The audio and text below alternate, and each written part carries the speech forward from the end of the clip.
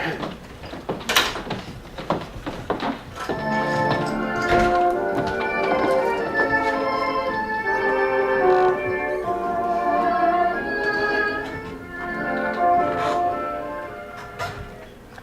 you play by the rules right, two things are certain. A one-way ride on Karen's boat across the river Styx, and Uncle Sam's share of your hard day's labor. But there's a third certainty. It's the uncertainty of clients for a private detective, me. See, I make my living by chasing the vagaries of marriage, staking out lying business partners, and otherwise trying to make some sense of a crazy, senseless world. To me, a good day is if at the end I'm sleeping in my own bed and have a little more money in my safe deposit mattress. I have the disadvantage of being found in the phone book somewhere between J and M. Usually Ace Ackerman or Joey Zellner get most of the jobs, but by fate or luck, her dart landed on my name. As soon as she walked into my office, she offered me a sum of money without even telling me about her situation that should have lit up my internal road sign, danger ahead, use caution. But that empty, echoing sound coming from my wallet led me headlong down that icy road. Choosing him was easy. He didn't have an ad in the phone book, meaning he couldn't afford it. That he'd be hungry for a case and he would do just about anything to make the full amount I offered. The down payment lure was enough to distract him from asking too many questions about my situation that I wasn't willing to answer. What I told him was that I needed my husband to have an affair. Yeah, I need him to fall head over heels for some girl so that I could, well, make my plan work. She didn't tell me why her husband needed to fall for someone, just that it had to happen. As odd as that was, I didn't ask many questions. So I took the case with one caveat, that he wouldn't be killed and the woman he was with wouldn't get hurt. She assured me that neither was going to happen, and so I set out to learn as much about him as I could. He was the manager of a major downtown business bank, important enough. I followed him for a couple of weeks to get used to his routine, from what seat he'd favor on the train to how much coffee he drank. Fridays had him drinking more than on Mondays. One in, last one out. It's the life of a bank manager. See, this was the glove job for me. You know, job that fits like a glove, that thing you're destined to do. I love money. Not the acquiring of money, but the feel of newly minted bills and the gleam of virgin coins. It's like working in a candy factory, and you love the candy that they make. Sometimes I order extra $2 bills for the tellers to distribute. I get a kick out of watching the customers get them and not know what to do with them. Other than those $2 bill days, bank business was usually routine, which especially for a bank is what you want. And then one day, a woman walked in. She insisted on speaking only to me, not the assistant manager. I'm a working girl. Don't mistake that as a euphemism for a prostitute or a call girl. I don't go that far, but I'll do just about anything else if the price is right. Legal or not, moral or not. As long as I have an out, I don't care. It's dangerous and unpredictable work, but I've been on enough jobs with Mr. Trenchcoat to know I'll have the same number of fingers and toes I started out with. So I went into the bank with only $150 and a handful of business cards. Didn't need much more to get the ball rolling. Well, that and a dress that the Catholic League of Decency would have condemned as soon as the designer thought about making it. And I had the teller direct me to the manager. I didn't like dealing with subordinates, I told her. I looked up at her. She was sight looking all right. And a good sight to be sure. But not one that I'd change my life over for. Wasn't that kind of man. She told me she wanted to open a business account, and I asked her, what kind of business are you looking to get into? Potpourri making, I told him. It's more of a girly thing, so I knew he wouldn't ask too many questions about it, and I had a few samples that I got at the Woolworths. But he seemed to hesitate before agreeing to let me open the account, so since I was standing, I put my little purse on his desk, and I leaned over a little to look inside the purse to get out a couple of business cards. Oh, my sisters were doing a whole lot of talking for me. You know, I'll never understand how these entice men so easily. The pieces were all coming together. To get the desired result would take time, but the rewards was worth the wait.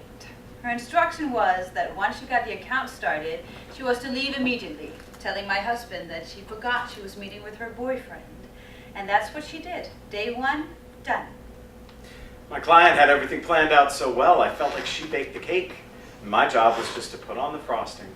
So I sat back to let the plan, whatever it was, unfold in the manner she chose. To give an air of authenticity, I gave her money to rent a small space and paid for a business license. There didn't need to be any merchandise. The windows were all covered in newspaper.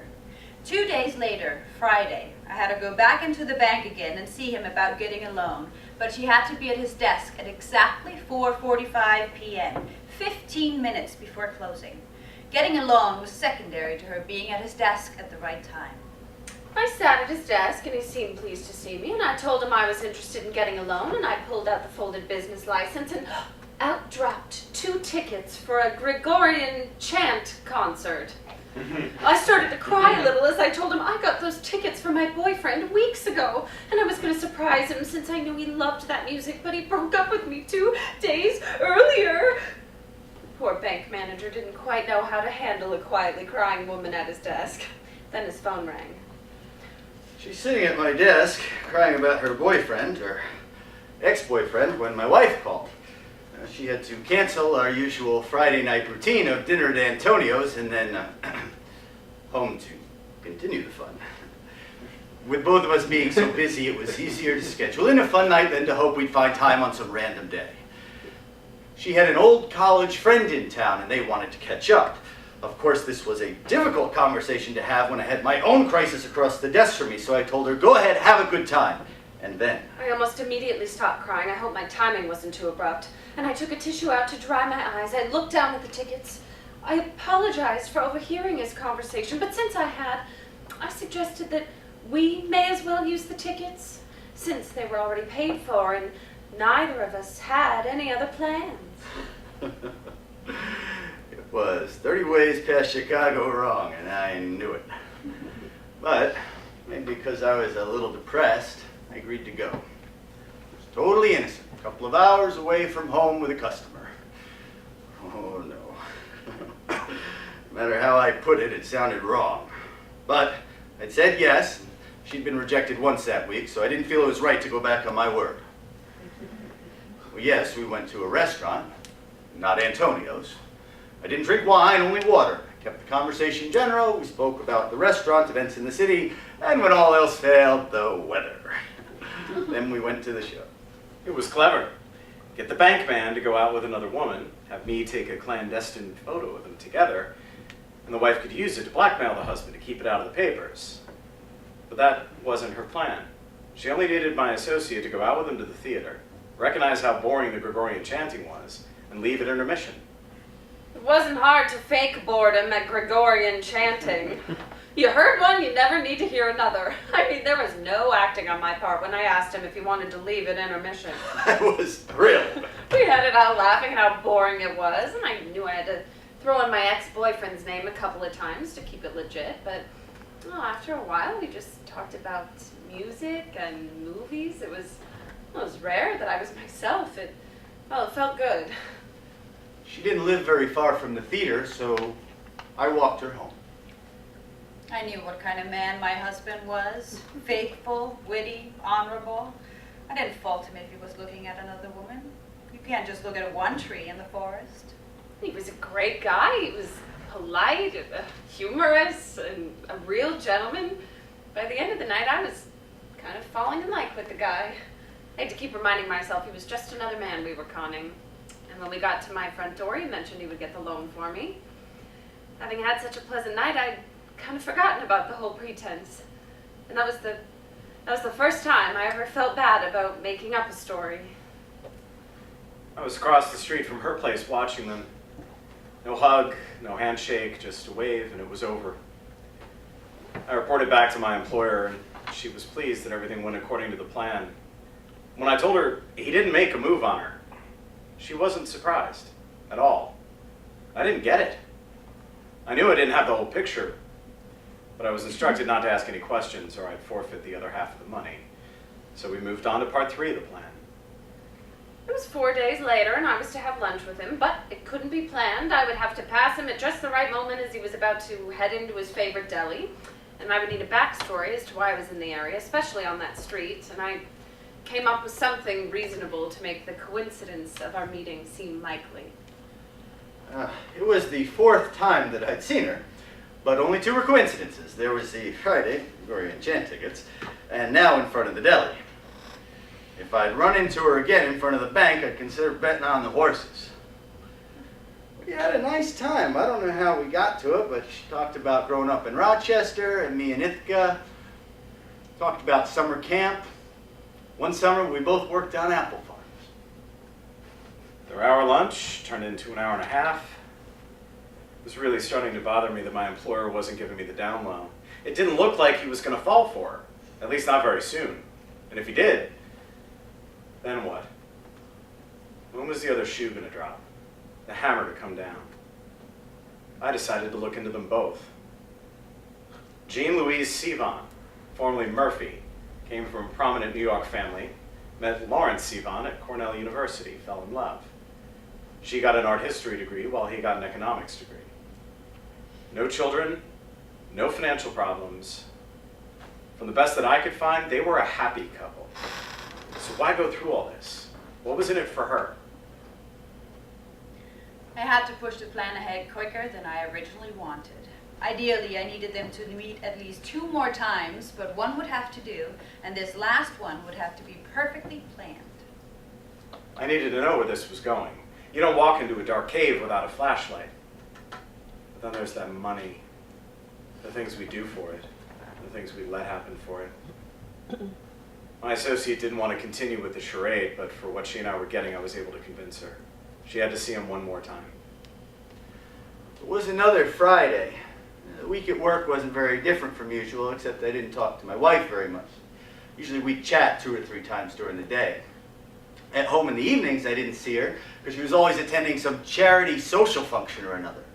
The one night she didn't go out, on Wednesday, she was already in bed. For the first time in 16 years, I didn't feel very connected to her. I mean, Lord knows I tried, but somehow she just seemed distant. His wife called him at 4:30, telling him she was meeting the art museum committee that night, something she couldn't get out of. And I knew he would be in a down mood when I came in at 4:45 to get some clarification on the loan agreement.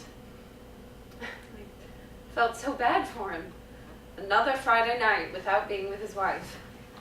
And though I had a script to follow, I couldn't continue with the facade of my appearance.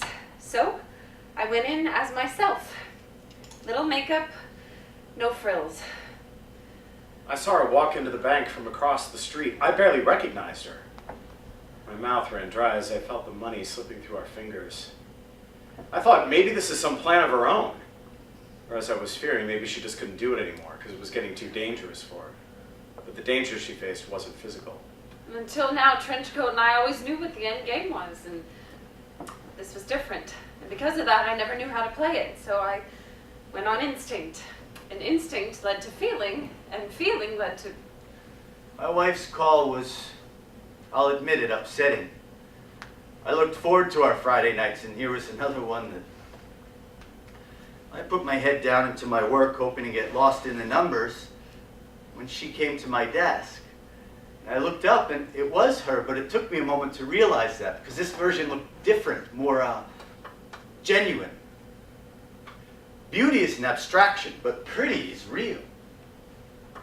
I'd gone over the loan agreement with her, told her which minor points to ask him about. She was then to ask him out for dinner, and if he didn't readily agree, she had to put on the tears. He had to go out with her. I knew it was a lot of pressure to put on her, but it was all part of the plan. Which I didn't like. She told me she wasn't sleeping very well, didn't have much of an appetite. It was obvious that she was starting to fall in love with this guy. I was wondering if she'd be able to walk away from it. After I resolved her questions about the contract, she told me she had a client who prepaid a large order for potpourri. And to thank me for lunch at the deli, she wanted to take me out to dinner. It was a tempting offer, and a lot of things went through my mind. Most of which was that I still loved my wife and I wasn't going to do anything to upset the marriage. But dinner would be nice, being a Friday night and all, long-standing habit. I didn't know what to do. But I was surprised my decision didn't take very long to make. I told her that I'd go. She wanted to try this small restaurant down by the harbor. After dinner, we walked along the harbor, and the lights of the city bounced in the water like grounded stars, and in the distance, a street musician played, a nightingale sang in Berkeley Square. Oh, that was almost a perfect evening. I wanted to hold his hand as we walked. It killed me not to. But instead of thinking about the future, I made up my mind to enjoy the moment, and enjoy being the real me, and enjoy being with someone who, even for a very short time, I really liked. I was feeling dirty with this. Sure, I followed them at a distance. That was my job. But it felt more like voyeurism than surveillance. 3 days earlier, Mrs. Yvonne had told me that this would be the final night. What came afterwards was none of my concern, she told me. I'd be relieved when it was over, with money in my queen size, ready for something a little more traditional. As she walked with him, I saw something in her face that I'd never seen before. Contentment. It all depended on this one night. I wish I could have told them how important it was, but she might have done things differently had she known. The evening had to end in a very specific way. Which I thought would be too hard on Mary Beth, but she agreed. Where she found the courage for that, I'll never know. The longer we walked, the more I realized how much I missed my wife. Over the last month, I'd made a point of asking her how she was and asking about her various charities. And although she always answered, I still felt like something was being left out. It was like she was both there and not there. But with Mary Beth, I didn't feel like she was hiding it. As we walked, I rehearsed in my mind what I would say if things went right, and if they didn't. I didn't want to chance it by ad-libbing it. It all had to lead up to... I'd never seen two people walk so close and talk so much for so long who were not in love. I wanted to call it to hell with the money, but it was too late to call it. She'd already invested too much of herself to develop a relationship with him. It had to come to an end on her own terms. Eventually they got into a cab. I got into one also, but lost track of theirs. We got out to the front of my building, and he walked me to my front door, and I told him, well, I had a wonderful time. Oh, me too. Look, I know you're married, and I never had any intention of doing anything either of us would regret, and it's staying that way. But I wanted to tell you... What? What is it?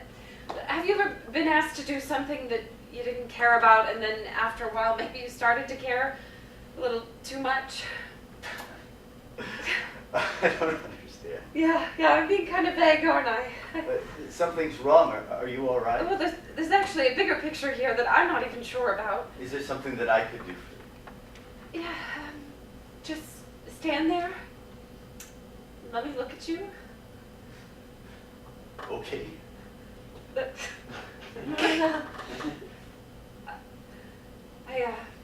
I can't see you anymore. And if I've hurt you, I'm sorry. Mary Beth! Didn't go how Mrs. Yvonne wanted, but the result she was hoping for was achieved. The damage was done to both her husband and to Mary Beth. It's a terrible thing to fall for someone to just walk away. I wouldn't have blamed her. She never wanted to speak to me again. She was a good kid. She didn't deserve this. Some diseases take half a lifetime to kill you. Others, just a matter of months. 2 weeks later, I was in the hospital. I'd kept my illness from my husband for as long as I could. Tried different treatments. Some seemed to work, but nothing lasting. I knew I was going to die. And I knew my husband would spend the rest of his life mourning me. I wasn't about to let that happen. So I hired a detective with a female assistant comparable in age to my husband and single. Once found, I created a scenario hoping he'd like her just a little, so that maybe someday in the future. My husband would never do any matchmaking services or go on a blind date, so this was the only way he was going to meet someone. I knew it was wrong to try and control my husband's life from the grave, and to using Mary Beth as my virtual pawn was wrong also, but I needed to do something. Even if it didn't work, at least I'd have some peace before my final peace. About 2 hours before she died, my wife told me about Mary Beth, the detective, everything. She thought that I'd be angry that it was all a lie. I wasn't angry. I appreciated her efforts. A person can plan for tomorrow, maybe a week or a month, but to try and plan the rest of a person's life. How could I love anybody else when she was so committed to me? I told her I would try and meet somebody else, but as far as I could go. And with a smile, she was gone. Mrs. Yvonne told Trenchcoat, and he told me. Part of me thinks I was better off not knowing the reasons. The other part wished I had known. For a couple of weeks, I couldn't function, and I purposely stayed away from any of the places that Lawrence would go. And I couldn't work for Trenchcoat anymore. I couldn't play the lies he needed me to play. But I realized that the potpourri shop had a 1-year lease, and since he had never checked it out, I doubted he would ever stop by. And I poured myself into the shop, and to my surprise, it worked. I was legit. And I would sometimes think about him, Lawrence, and recall that near-perfect night by the harbor. Ah, it's funny how one night can stick with you. I only wish the circumstances had been far different than they were. I tried doing the detective thing for a while, only taking small cases when they came along, but my heart wasn't in it. That Sivan job was the case that defined what I'm made up of and left a pit in my stomach. Since I was always a night owl, I got a job as a security guard working the graveyard watch. It's actually worked out pretty well for me, and it's a good living, and I don't hurt anyone anymore. How do you rebuild a life after loss? There are so many memories and emotions. I needed a change. I was able to arrange for a transfer to the corporate office downtown. I thought the new routine would be good for me. Didn't help. It's sometimes funny and sad to see what your loved ones do from heavens. If you can, you try to help them locate their lost keys or look down the street one more time before closing. But there's only so much you can do, and most of the time, it never feels that it's enough. Most of the times, all you can do is watch and wait and hope for the best. And it was like that almost a year and a half later. Lawrence? Mary Beth. Oh, it was so good. Yeah. I'm so sorry. Oh. It's all right. How are you? Doing okay. Running that potpourri shop, actually. I always wondered about that. I transferred to the corporate office near down. I was going to get some lunch. Me too. How about here? I was thinking that.